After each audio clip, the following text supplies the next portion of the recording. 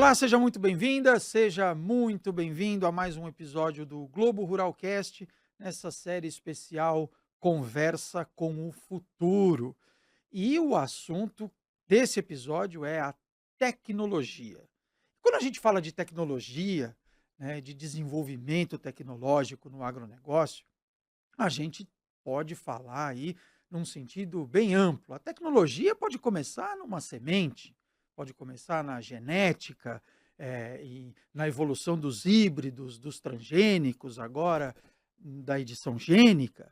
Mas a gente vai falar aqui nesse episódio de um outro aspecto da tecnologia: a digitalização, a tecnologia da informação, a inteligência artificial, a robótica, a informática e como tudo isso está mexendo e tende a mexer ainda mais com os processos produtivos, com os processos de gestão, com os processos operacionais, com a eficiência das diferentes cadeias produtivas.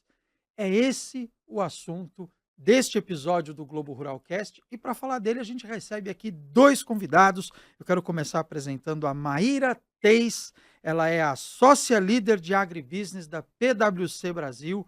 Maíra, obrigado, seja bem-vinda aqui ao Globo Ruralcast. Muito obrigada, Rafael, pelo convite. É um prazer estar aqui com vocês para debater esse tema no setor do agro, que é um setor altamente relevante, né, para a nossa economia, dentro do contexto da representatividade do agronegócio no Brasil, e é um setor que tem muita lenha para queimar, já usando terminologias do agro aqui, em relação ao assunto tecnologia. E é isso que a gente vai tentar trazer aqui para o nosso público, para a nossa audiência. E também está aqui o Felipe Antonelli, sócio fundador da eBoi. Felipe, obrigado, seja bem-vindo. Legal, eu agradeço vocês o convite para que a gente possa estar trazendo um pouquinho de tudo que a gente vem vivendo nos últimos anos nessa agenda tão importante que é a digitalização dentro do agronegócio.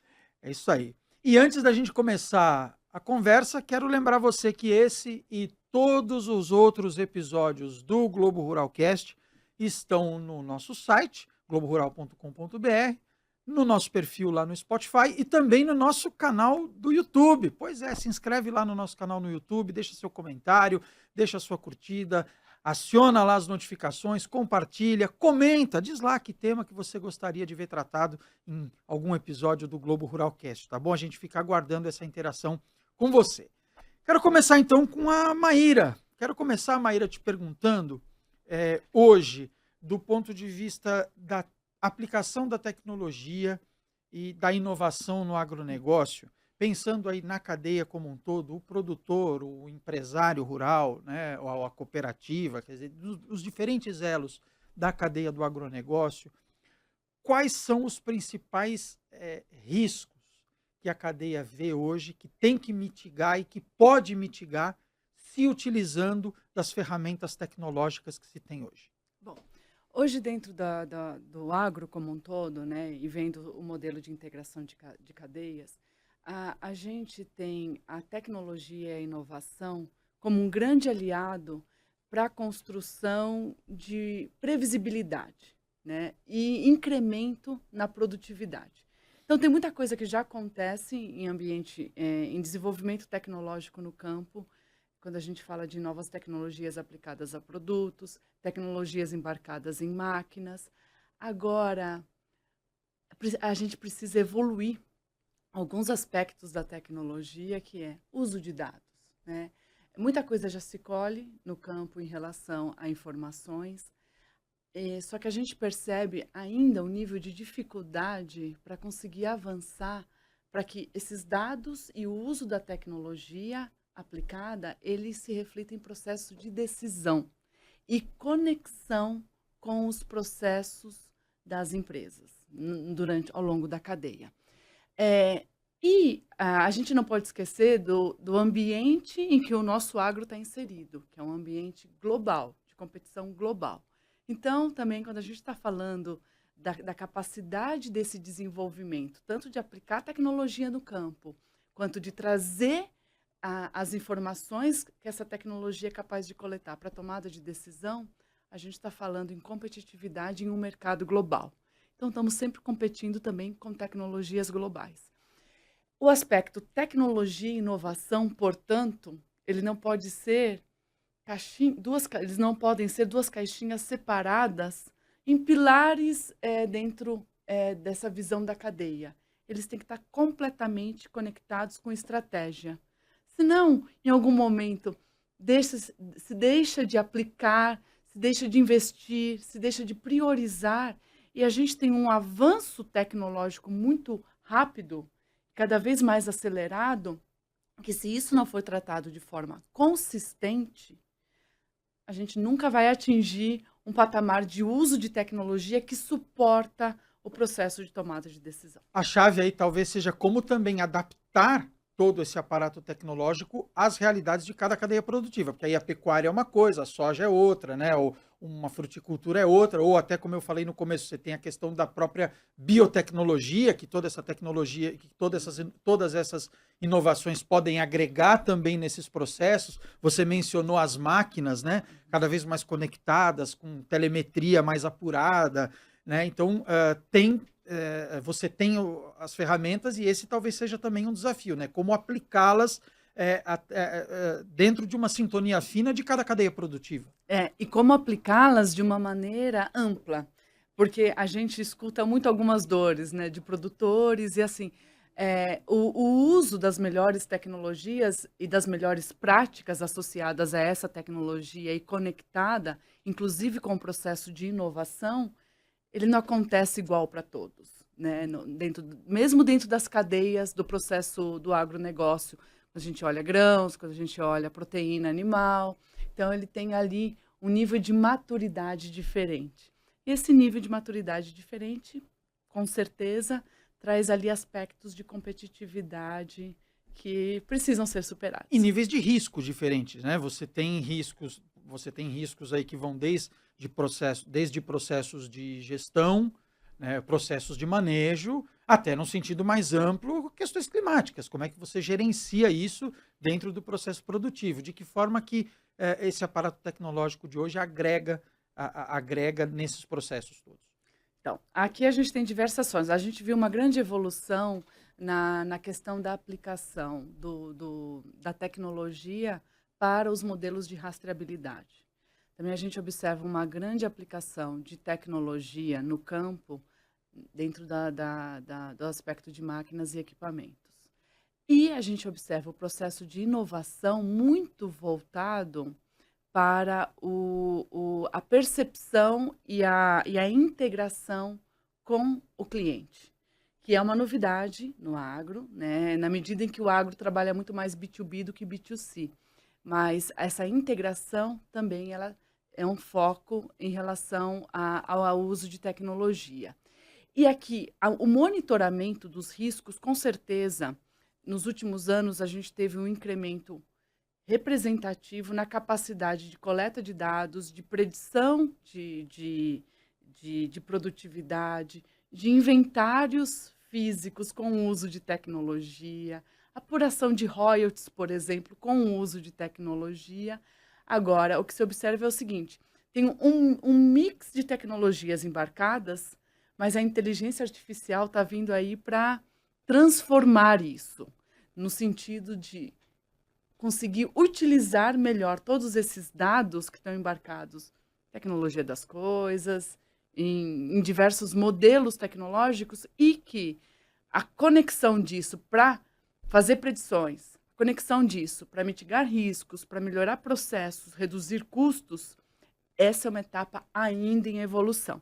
Inclusive, é uma etapa de evolução que uma das nossas pesquisas, a PwC faz diversas pesquisas, e pesquisas gerais, como, por exemplo, a CEO Survey, que é uma pesquisa que ela é rodada globalmente por mais de 4.700 CEOs, mais de 100 países. Só que no Brasil a gente consegue fazer, em decorrência da quantidade de CEOs entrevistados, a gente consegue fazer um recorte no agro, específico para o agro. Então, essa pesquisa mostrou, o último resultado da pesquisa mostrou que os CEOs do agro ainda entendem que a tecnologia pode, e principalmente a inteligência artificial, tem muito espaço para ajudá-los na melhoria de processos, redução de riscos e tomada de decisão.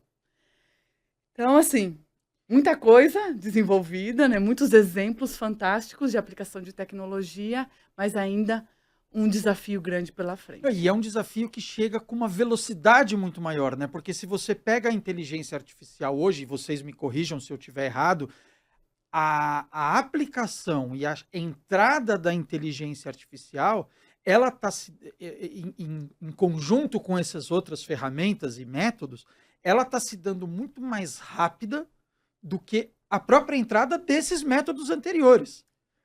É. Ou estou errado no que eu estou falando? Não, quando a gente identifica assim, quais os fatores, se a gente decide isolar as forças globais que mais têm a capacidade de impactar o nosso presente num curto espaço de tempo, como a agricultura impactou nossa história como desenvolvimento humano, como a Revolução Industrial também impactou a geração de riqueza, a gente olha a inteligência artificial com um excelente potencial para isso.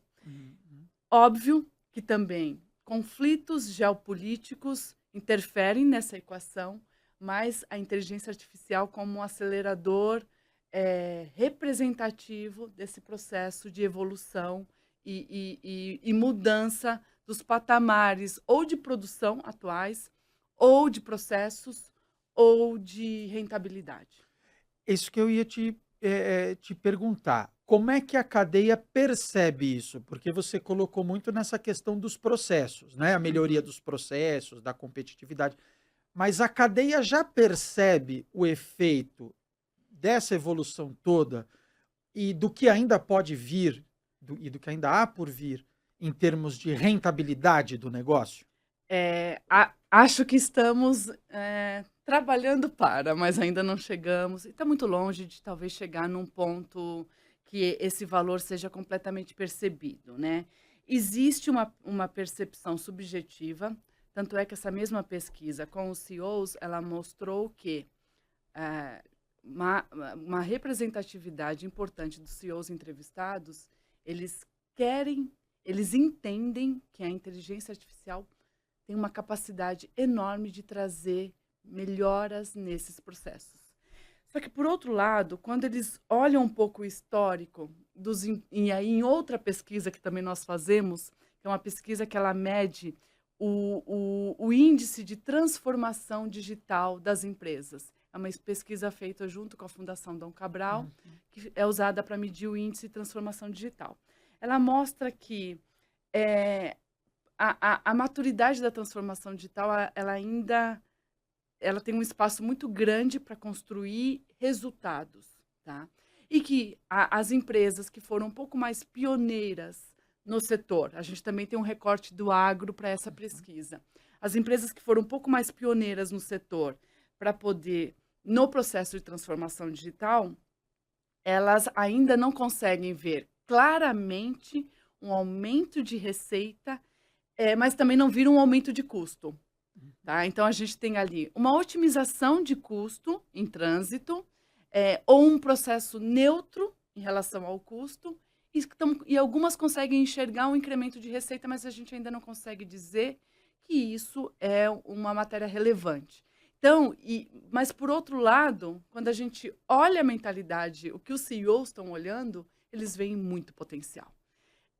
E tem, né? E de fato tem. Tem aqui um processo transformador acontecendo, não só no agro, né? Nos setores da economia como um todo, mas para o agro, considerando as diversas variáveis de riscos que o agro tem, porque são questões climáticas, né? A famosa indústria a céu aberto, questão de rastreabilidade, questão de baixo carbono, riscos associados a crédito. Então, são diversos riscos administrados nessa atividade que a inteligência artificial que tem muito potencial para trazer melhoria, sim, só que ainda é um processo em desenvolvimento. A gente não consegue, pelo curto tempo de existência dela, digamos, aplicada, olhar pelo retrovisor e já enxergar resultados efetivos relevantes, de acordo com os índices da pesquisa.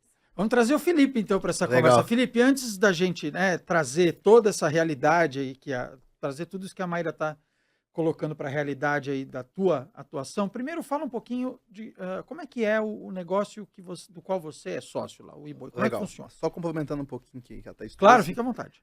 hoje tem uma pressão muito grande mercadológica, né, porque as pessoas estão digitalizadas muito mais do que as empresas que elas trabalham. Então, quando a gente começou com o advento do smartphone na mão, né, isso foi uma grande quebra de paradigma.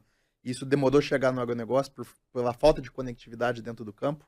As empresas demoraram se adequar aos seus processos e os seus funcionários na ponta estavam mais conectados e tinham acesso à tecnologia, né? Muitas das vezes vamos dizer, o celular corporativo dele estava 2 gerações para trás e o celular profissional, o celular pessoal dele, o notebook, as coisas estavam ali de última geração, né? E aí vem todos esses adventos de inteligência artificial, blockchain, machine learning, e as pessoas, né, vamos dizer, a área de back-office dessas empresas, dessas organizações, elas estão tecnificadas e aí existe essa pressão muito grande por conta do C-Level, né? A pesquisa que a PwC fez junto com a Dom Cabral mostra isso, que as pessoas estão tecnificadas e existe essa pressão de cima, né? Que é as empresas trazer resultado em cima dessa aplicabilidade, né? Como que eu vou trazer IA para o meu negócio e como eu vou rentabilizar isso, né? Como que justifica esse investimento, Não, e tá? se eu, como empresa, né, dando um exemplo, não estou tão tecnificado quanto a pessoa que trabalha na empresa, como é que eu posso aproveitar essa tecnificação do meu funcionário, do meu colaborador, para integrar isso ao meu processo, né? Isso, é isso aí. Então, só complementando o que a nossa Claro. colega trouxe, hoje as pessoas estão muito tecnificadas e existe essa pressão muito grande das empresas se tecnificar e justificar esses investimentos, né? Lógico que essas companhias todas são cobradas a resultados, então tem uma dicotomia muito grande de como essa nova tecnologia, né, de internet das coisas e tudo mais que eu mencionei, vai trazer ROI e vai justificar que a empresa vire a chave, né, e adeque essa agenda para que ela possa equivaler ali aos seus executivos ou até no chão de fábrica de uma fazenda, de uma usina, de qualquer elo da cadeia. E como é que tudo isso reflete no teu negócio, na tua realidade, na realidade da tua empresa? Legal. Bom, hoje a eBoi é uma hard tech, nós desenvolvemos uma solução em IoT, na qual a nossa missão é monitorar e rastrear animais, né, dentro do Brasil. Então hoje a gente tem um estoque de animais aproximadamente aí de 234 milhões de animais, e nós temos uma meta, né, de nos próximos 2 anos atingir o monitoramento de 3 milhões de cabeça de animais. Nós escolhemos uma tecnologia que está no advento, né, nessa transformação digital que é o 4G, né? Pesquisas aí desde que a Conectar Agro nasceu, uma associação que veio evangelizar e aculturar que o protocolo de conectividade na fazenda deveria ser o mesmo da cidade, a gente vê uma crescente de conectividade muito grande e como empresa, como companhia, a gente quer surfar essa onda e aproveitar aonde tem a conectividade e também viabilizar negócios, né? Porque muitas das vezes dentro do Pará, dentro do Mato Grosso, dentro do Tocantins, onde a gente tem os maiores rebanhos, ainda a conectividade não chegou. Então a gente está estruturado como empresa para que a nossa tecnologia leve essa aplicabilidade para dentro do negócio. Então o eBoi é uma solução que a gente monitora animais através de brinco, né? Quando a gente foi desenvolver a companhia, a gente avaliou N situações de como monitorar o animal, colares, cápsulas que ficam no segundo rumen, chips, mas o pecuarista ele está acostumado mesmo na identificação do brinco na orelha do animal. Então a Uhum. gente estudou, né, é um longo investimento que nós estamos, né, sendo pioneiro nesse advento de rastreabilidade via 4G, tá? E a gente aperfeiçoou e estamos hoje muito satisfeitos com os dados que a gente está coletando no mercado. Não, e vocês estão tocando num ponto que até a Maíra citou aí, que é a questão da rastreabilidade, que é um ponto que hoje em dia é- é- é- tem se tornado cada vez mais crucial, até quando se coloca a questão da sustentabilidade nessa discussão toda. Porque Isso aí aí. você tem os mercados cada vez mais exigentes aí de origem, de como as coisas são, como Isso. os animais são criados, como o animal é abatido, como a safra é plantada, como a safra é colhida, né? Essa questão da rastreabilidade surge muito forte. E vocês tocam exatamente num ponto desse aí, né? Qual é o potencial que vocês veem, então, dentro desse negócio? Pode até parecer óbvia a minha pergunta, mas enfim, qual é o potencial que vocês veem de crescimento desse negócio aí e em quanto tempo vocês consideram aí talvez atingir essa meta que você colocou aí no começo da tua Bem resposta? interessante. Hoje nós drivamos toda a operação para atender 3 nichos de segmento. Atender a cadeia 360. Então, a nossa solução atende o pecuarista, que o primeiro índice, né, e o primeiro status de controle é a segurança patrimonial, aonde está meu rebanho, né? Então, em toda etapa de desenvolvimento, a gente conversando desde pequeno pecuarista até grandes companhias agropecuaristas, aonde está seu animal, quantidade que você tem. Muitas das vezes ele fala, eu acho que eu tenho 3.000, acho que eu tenho 5.000. Acha, né? Então, quando você aplica uma solução de IoT, você consegue monitorar um indivíduo de forma individual, você consegue realmente saber a quantidade de animal que você tem, tá? Então, isso é um grande desafio que a gente está solucionando, que é entregar a quantidade de animal que ele tem, e aí a gente desenvolveu uma plataforma, né? Muitas das empresas, né, e muito do mercado nos olha como uma empresa de hardware, mas a gente é uma hard tech, né, tem uma plataforma, né, super robusta, que a gente criou um ecossistema que a gente integra esses dados com qualquer player de mercado. E aí, no segundo pilar, como a gente está aquisitando esse dado georreferenciado, nosso brinco tem medidor de temperatura, tem contador de passos, nós começamos a acessar a cadeia dos originadores. Porque uma vez que eu tenho dado geolocalizado, eu consigo afirmar para os grandes traders de mercado se esse animal, desde o momento que ele nasceu e recebeu o nosso brinco, se ele passou por área de APP, se ele passou por terra indígena, se ele passou por área de desmatamento, de área de embargos, né? E esse dado tem muito valor, né? A gente está habilitando aí, hoje teve uma matéria que a gente leu, o Brasil já está habilitado a exportar a proteína animal para 192 países, isso tem a aumentar com o Japão entrando aí nos próximos meses, né?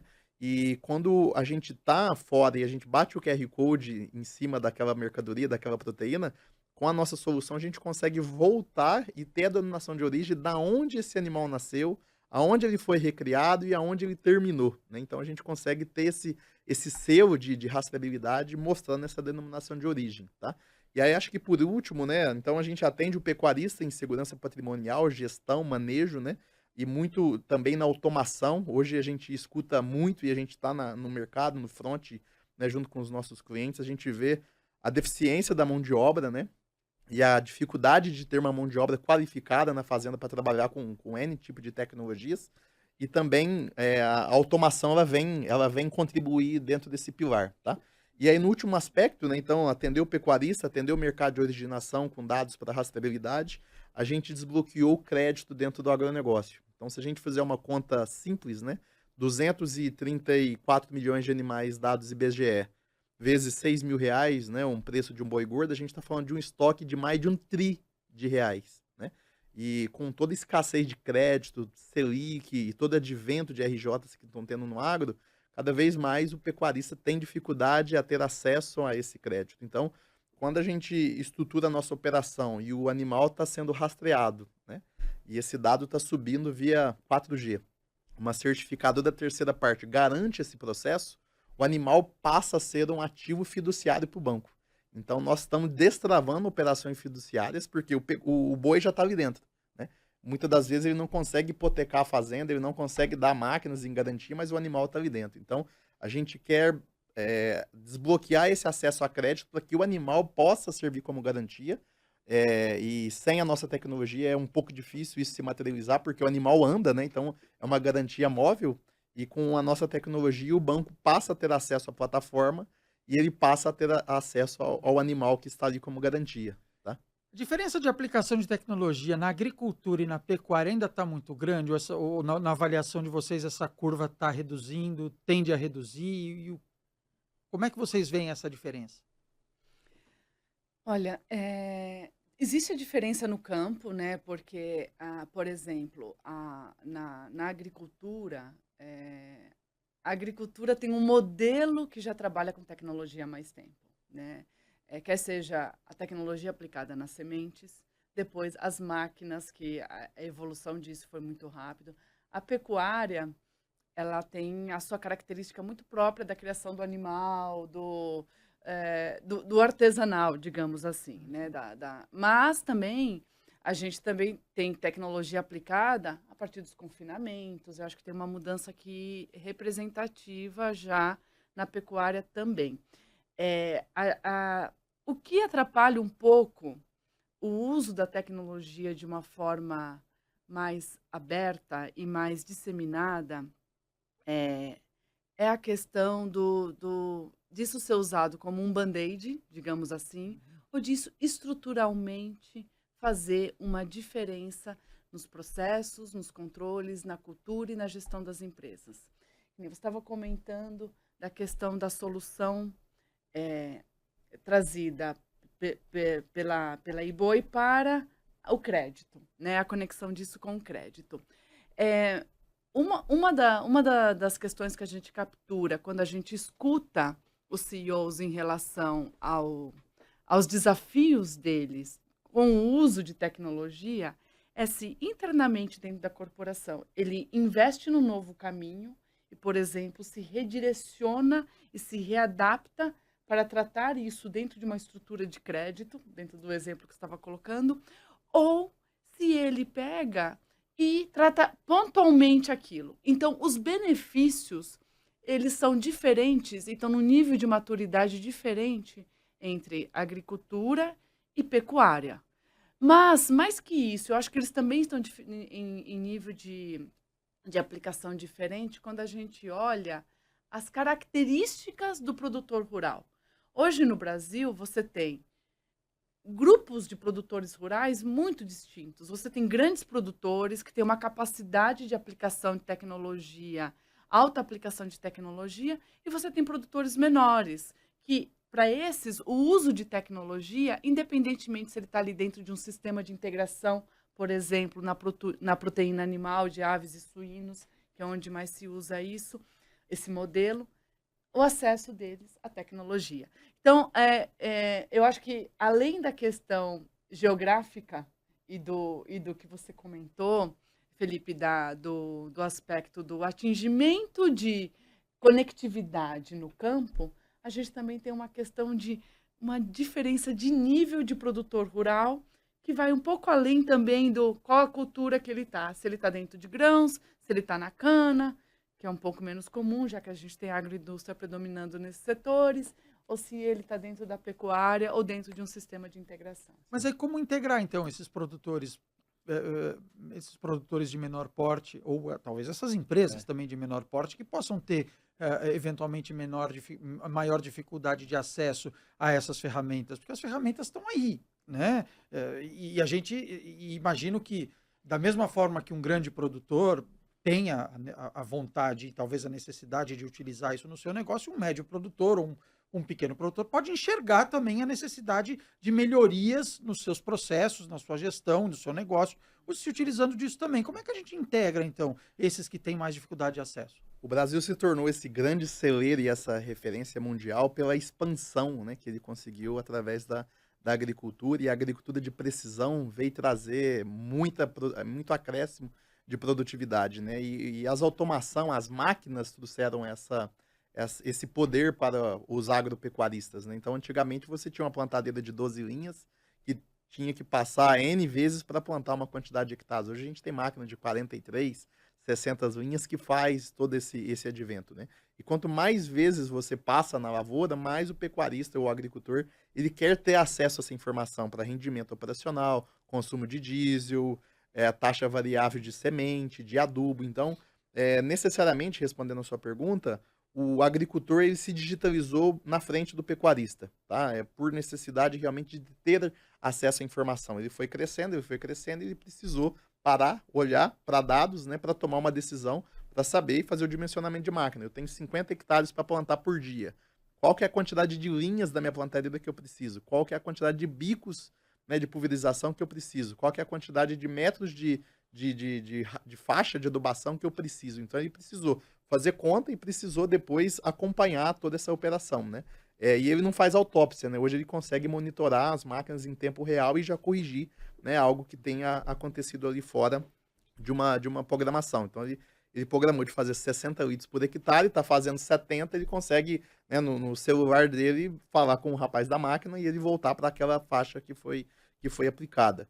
E acontece muito também no segmento da agricultura, por exemplo, a gente pega na cultura do algodão, é necessário 30 aplicações, né, para que o algodão se desenvolva, o algodão, né, ele termina ali com a dessecação, então a máquina passa 30 vezes. E quanto mais vezes a máquina passa, mais dados estão ali gerando, né? Quando a gente olha para o segmento da pecuária, que não deixou de adotar tecnologia, sim, ele adotou, mas elas mais pontuais, né? Em alguns processos que foram sendo quebrados, ele não teve tanta essa necessidade de aquisição desse dado, né? Não tinha dado represado para ele aquisitar. Então, é um tema que a agricultura, sim, evoluiu, né? E hoje, com o advento da tecnologia, né, da pecuária de precisão, da pecuária 4.0, a gente está chegando a um ponto que começou também a transbordar a adoção tecnológica do lado também da pecuária. Quer dizer, hoje você já tem sistemas aí, né, que fazem esse monitoramento, até você faz a rastreabilidade por animal, mas tem o monitoramento de desempenho também já Sim. por animal, né? Sim, com certeza. Hoje existe, no caso da pecuária, né, o famoso GMD, né? Qual que é o ganho médio diário, né? Porque uma coisa é aquela pecuária tradicional, né? Aquele sertanejo, né? Que faz a cria, recria, engorda e acaba entregando aquele animal com 40 meses para o frigorífico, né? E também tem a pecuária profissionalizada, que é trabalhar no ganho de arroba, né? Então, o quanto mais rápido eu conseguir produzir arroba dentro de um determinado animal, eu vou conseguir entregar ele mais cedo para um frigorífico e eu vou conseguir ser remunerado de forma mais interessante porque o animal está novo, né? Eu tenho uma carne já melhor, eu tenho uma novilha precoce, eu tenho um nível de marmoreio melhor. Então isso faz com que quanto mais rápido ele consiga produzir essa arroba, né? E ele não consegue produzir ela sem tecnologia. E um controle melhor até da evolução de saúde desse Isso, animal, né? bem-estar animal, né? Todo esse métier que agrega valor, né? Então a pecuária, vamos dizer, a tecnologia chegou na pecuária, né? E agora a gente percebe-se que todos aqueles agropecuaristas que plantam a lavoura e faz integração lavoura-pecuária, floresta, né? Eles começaram a aplicar as tecnologias que já estavam disponíveis na agricultura para a pecuária e começou a nos demandar tecnologia também. Então, muito em breve a gente pensa que vamos equiparar, né, o nível de tecnologia empregado na agricultura e também empregado na pecuária. Tá? Agora, onde é que a conectividade entra em tudo isso, né? Porque você ainda, por mais que se avance e se faça, né, todo um trabalho para se conectar às fazendas, seja pelas empresas, pelas operadoras, enfim, ainda é um gargalo, né? Eh, Como lidar com esse desequilíbrio entre uma tecnologia que avança muito rápido e uma conectividade que ainda está ali demorando um pouco mais a chegar? Para as operadoras foi um susto quando começaram a se colocar aquelas anteninhas, né, Starlink em cima das caminhonetes, das máquinas, das casas de funcionário. Falou, bom, o que que vai ser, né? Qual que vai ser o próximo passo da conectividade? As operadoras vão cobrir o 4G para atender suas metas legais e levar para áreas, né, muito remotas, ou a internet satelital ela vai dominar e ela vai ser responsável por digitalizar todo esse negócio, né? Mas muitas das vezes existe fatores técnicos, né, que as pessoas precisam levar em consideração, tá? Hoje a gente escuta muito na mídia falar o direct to cell, né, fazer uma ligação direto satélite, né? Isso eu posso dizer que não está longe, mas também não está perto, né? E a gente não pode ficar esperando. Então hoje a gente tem uma tecnologia de conectividade massificada dentro de cidades, que é o 4G, que precisa ser levado para dentro da agricultura, para dentro da pecuária. E isso a gente precisa de uma colaboração muito grande, né, das operadoras, de PPP, para que a gente possa realmente digitalizar e não fornecer dados apenas para a operação.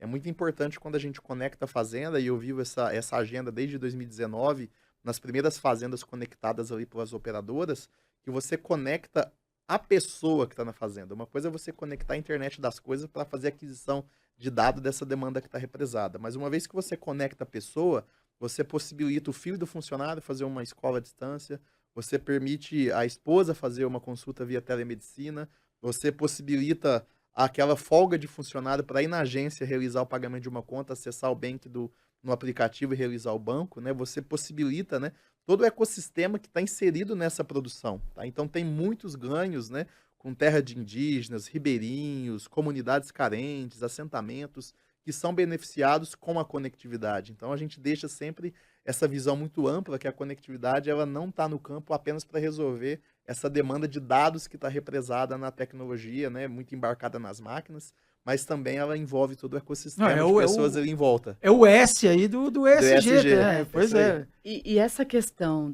da conectividade e atrelado a pessoas mostra o direcionamento, né? Mostra um potencial para um direcionamento que é uma preocupação das empresas. Isso também foi destacado na pesquisa, de que, olha só, no setor do agro, a primeira preocupação, adivinha qual é?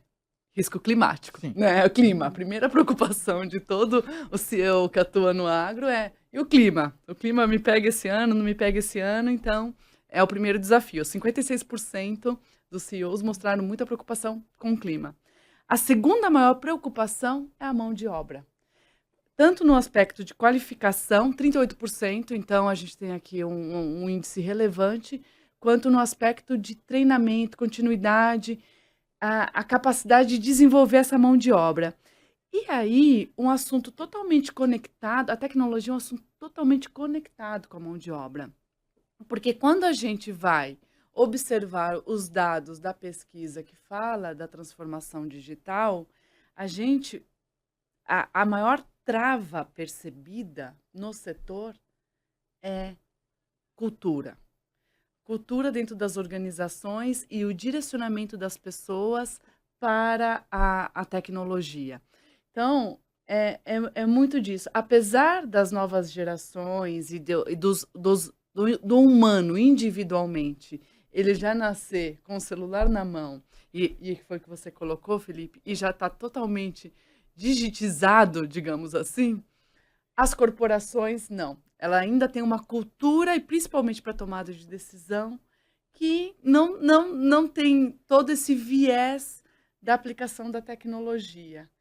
E, por outro lado, uma grande preocupação com a capacidade de mão de obra e a qualificação dessa mão de obra. Não, e é interessante que essa pesquisa que vocês fizeram mostrou que a questão da mão de obra qualificada, ela apareceu até acima de questões como instabilidade macroeconômica, questões geopolíticas, quer dizer, se eu entendi bem, você me corrija se eu estiver errado, quer dizer, o empresário do agronegócio, ele está mais preocupado com os riscos que estão bem mais próximos, ou talvez até dentro da estrutura do negócio dele, do que com aqueles que, obviamente, influem na tomada de decisão dele, como a questão macroeconômica, a questão geopolítica, claro, sem minimizar esses fatores, mas são fatores que ele controla menos ou até não controla do que a questão da qualificação da mão de obra que está dentro da empresa dele. É isso aí. E a gente observa, né,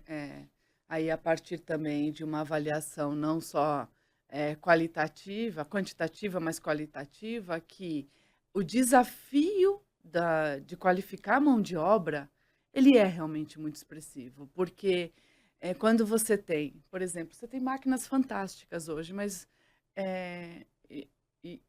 a gente já pegou situações, né, relatos do seguinte sentido. Leva o iPad para o campo, né? Então, o profissional está lá no campo, usando tecnologia, conectividade, satélite, 4G, e o iPad descarregado. Por quê? Porque no treinamento, o que parece ser óbvio carregue o iPad antes de ir para o campo. Você precisa falar isso na hora de qualificar as pessoas também. Porque senão você fala, não, ninguém vai levar um iPad para o campo descarregado. Acontece. Aí você fala, é raro? É aquele típico, é raro, mas acontece muito. Então, a qualificação das pessoas, ela é um desafio que, às vezes, fica imperceptível, parece lógico, mas não é. É complexo, é muito complexo. Ainda mais porque a gente tem, na base do nosso desenvolvimento educacional no Brasil, um gap muito grande. Então, temos o digital aqui como algo de ponta, mas a gente ainda também tem, para acompanhar isso e colher os frutos de tudo isso, a gente tem muita coisa de base para fazer. Esse relato eu escutei da fundadora do Já Entendi.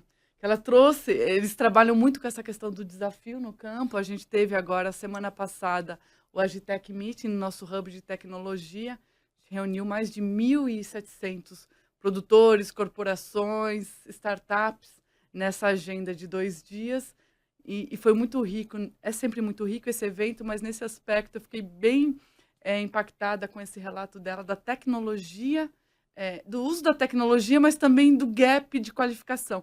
E quando a gente olha a pesquisa, explica um pouco esse número aqui, né? Por que os CEOs têm tanta preocupação com a mão de obra? Porque, de fato, a gente tem um problema de qualificação muito grande. E aí, quando a gente fala que a gente tem esse problema de base e a gente tem uma questão cultural, né, para poder conseguir, de estrutura e cultura, para poder conseguir acelerar o processo de transformação digital dentro das empresas, se isso não for tratado como um pilar conectado com a estratégia, a barreira é muito mais difícil de vencer. Então, a gente olha essas coisas fantásticas que acontecem no campo, toda essa tecnologia embarcada, todas essas a capacidade que a tecnologia tem de vencer desafios, como o desafio de crédito, como o desafio de rastreabilidade, conectar sustentabilidade, gerar treinamento. Só que a gente também tem desafios enormes para poder vencer as barreiras que ainda existem e estão atravancando razoavelmente o grande passo tecnológico. Você fala muito das empresas, né? Porque a PwC faz essa pesquisa com CEOs. Nas propriedades rurais com as quais você lida, a situação é semelhante, Felipe? É semelhante, o grande desafio é essa retenção da mão de obra, né? Então, muitas das vezes, as empresas investem em tecnologia, faz esse treinamento, essa capacitação. Você começa a ter a adesão dessa tecnologia dentro do campo, mas muitas vezes você não consegue reter esse profissional, tem um turnover alto, e aí você tem que trazer uma pessoa de volta, e muitas vezes a tecnologia fica em segundo plano, porque você não pode parar de produzir, né? Você tem que continuar a executar o seu calendário ali de aplicação, seu calendário de visualização de custos, né? E muitas vezes a tecnologia fica de lado, né?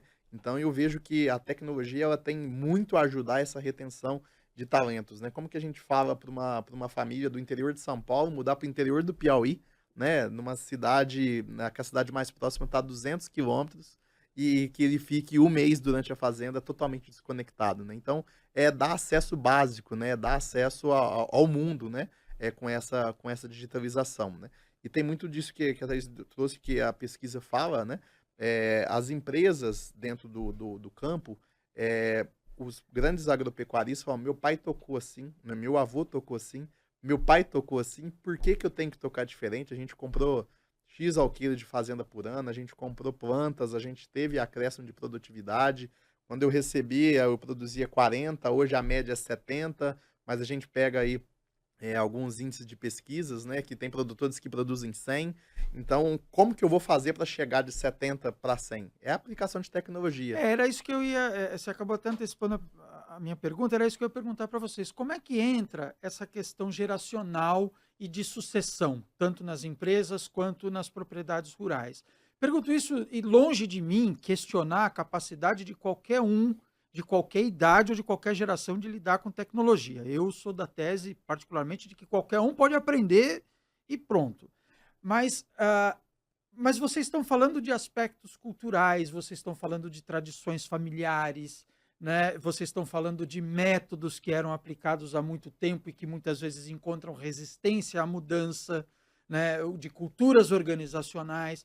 Como é que essa questão geracional e essa questão sucessória entra nesse contexto como um estímulo ou talvez ou eventualmente um entrave para a aplicação da tecnologia, seja nas empresas ou nas propriedades rurais?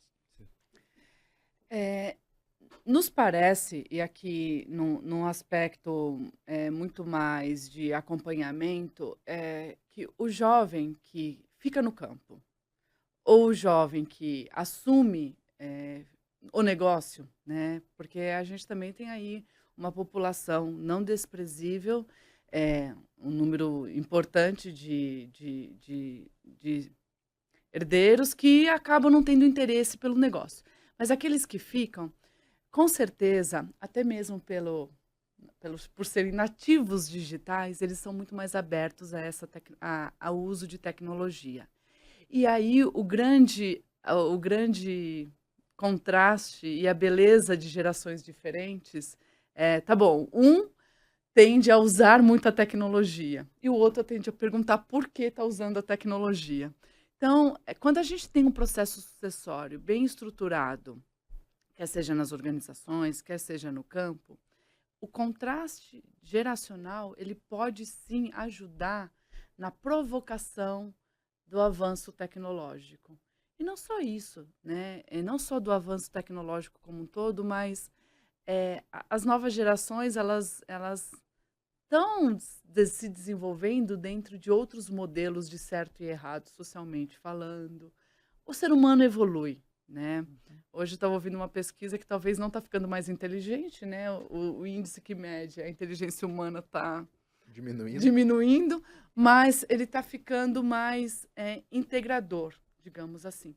Então, a gente observa novas gerações ali, os mais antigos, né, indo para conselhos, orientando com conhecimento e com a experiência do que já fez e deu errado, então aquilo não pode se repetir, e as novas gerações mais associadas ao processo de tecnologia. Agora, quando isso é feito de uma forma conjunta, que é o ideal, a gente tem a junção de experiência com capacidade de escalar, com capacidade de renovar, com capacidade de trazer o melhor para aquela experiência.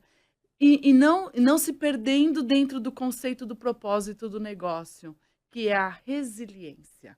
A geração mais antiga, eu acho que ela traz essa questão da resiliência para até quem tem ali o fôlego e o ânimo de trazer tecnologia, entender que o resultado ele também se obtém ao longo de uma jornada, né? Ele não é de curto prazo. Do seu ponto de vista, Felipe? Eu venho muito a entender toda essa ótica que ela está trazendo, né? Esse contraste de gerações, acho que ele é muito importante e a gente está vivendo um ápice, né, de adoção tecnológica em todos os segmentos. Então, é muito bonito, né, ver essa transição, muitas das vezes, para que o executivo, né, o herdeiro, se tornasse uma peça fundamental dentro da operação, ele deveria se formar numa das 3 principais faculdades daquela melhor aptidão dele, trabalhar como trainee em uma grande big tech ou numa grande indústria química e depois com uma certa experiência ele voltasse totalmente capacitado, né, e fosse assumir um papel de liderança, né? Mas de outro lado, a gente vê aquelas pessoas também mais tradicionais que não saiu da fazenda, ficou ali acompanhando o pai, ficou ali acompanhando o vô, a operação se rentabilizou, o negócio ficou grande e ele também, né, na pessoa física, vivendo esse mundo de globalização, é muito adepto à tecnologia. Então tem um contraste dos dois lados, né? A sucessão ela é muito importante para o negócio e ela é peça fundamental para a adoção de tecnologia dentro do segmento agropecuário. O nome dessa série de podcasts aqui é Conversa com o Futuro. Então, a gente está próximo aqui do encerramento desse episódio. Eu quero deixar uma pergunta para os dois responderem, que é exatamente resumindo um pouco dessa conversa com o futuro, né? Como é que vocês veem, a partir, né, do que se tem hoje e pensando em tudo aquilo que a gente conversou aqui, como é que vocês veem o futuro dessa evolução, dessa aplicação de tecnologia nos diversos segmentos da cadeia e das diversas cadeias produtivas do agronegócio, e não só a aplicação da tecnologia em sentido amplo, mas a aplicação de que tecnologias em sentido mais restrito daqui para frente? Bom, nós vemos aqui, pelo menos na nossa visão PwC e de tudo que a gente tem avaliado e estudado, a gente enxerga a inteligência artificial, né, como eu comentei, como um aspecto extremamente relevante, não só no agro, mas em todas as cadeias produtivas econômicas, tá? Ainda com uma grande incerteza do tamanho do seu impacto. Tá? Agora, um aspecto é fato. Não é band-aid. Não adianta, não adianta a gente achar que a gente vai tirar excelentes frutos e resultados de uso de inteligência artificial conectado com todas as evoluções tecnológicas, se isso não for tratado de forma estrutural e estratégica. Por outro lado, o risco cibernético vai aumentando muito, né? A conexão de dados, a disponibilidade de dados, o uso disso, e a gente observa também um certo afastamento dessa preocupação prioritária. Uhum. Isso é preocupante no aspecto de que a gente já temos episódios, vários episódios, não necessariamente recentes, mas vários episódios de ataques cibernéticos, esse tipo de coisa, e que todo o uso de tecnologia, ele potencializa essa exposição. Então, resumindo, a inteligência artificial como um fator disruptivo, desde que, e potencialmente conectado à estratégia e o cuidado, uma ampliação no cuidado com o risco cibernético para poder garantir que não se aconteçam eventos que, no processo analógico, a gente não teria esse tipo de risco. E eu vejo o seguinte, hoje a gente está 2025, né? E acho que espero revisitar esse podcast que a gente está gravando em 2030, né? Hoje eu vejo que a gente está no meio da transformação digital no segmento agropecuário. A gente está vivendo o agropecuário 4.0, né? Tivemos o advento da indústria 1.0, 2.0, vapor, eletrificação, automação.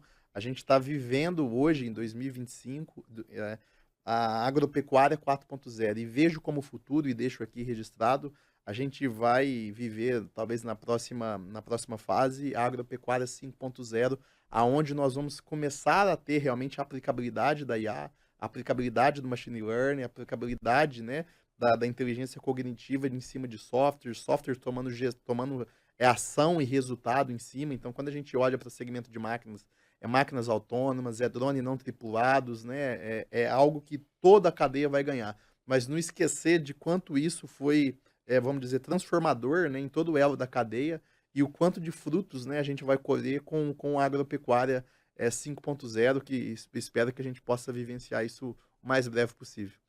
E como vocês veem o futuro da relação do produtor com a terra? Porque a gente vive num país em que a relação do agricultor, do pecuarista com a terra é um negócio muito forte, fundamental. Mas é tanta tecnologia, tanta coisa, e tudo está no celular, tem o drone, tem não sei o quê, e a gente, claro, fazendo um exercício meio fantasioso aqui, mas dali a pouco a gente começa a pensar que o produtor vai ficar sentado ali numa sala, olhando a fazenda dele numa tela, noutra tela ou só no celular.